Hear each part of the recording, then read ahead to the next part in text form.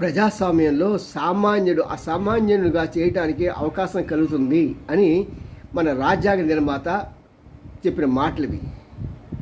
మరి ఇప్పుడు ఎలక్షన్స్ వచ్చేటప్పటికి ఒక ఎంపీ పదవికి పోటీ చేయాలంటే మినిమం 100 కోట్ల నుంచి 400-500 కోట్లు ఖర్చు పెట్టాలి.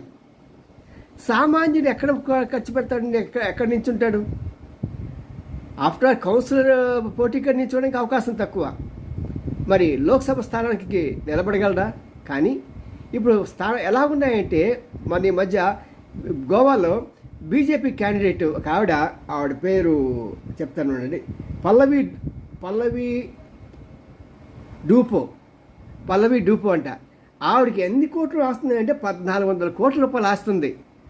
ఆస్తే కాదండి, చక్కని చదువు కూడా ఉంది. బొంబాయిలో MBA చేసింది, MITలో చదువు బాగుంది. కానీ ఇంత ఆస్తున్న వాళ్ళకే పరిమితమైపోతే ఎలాగా?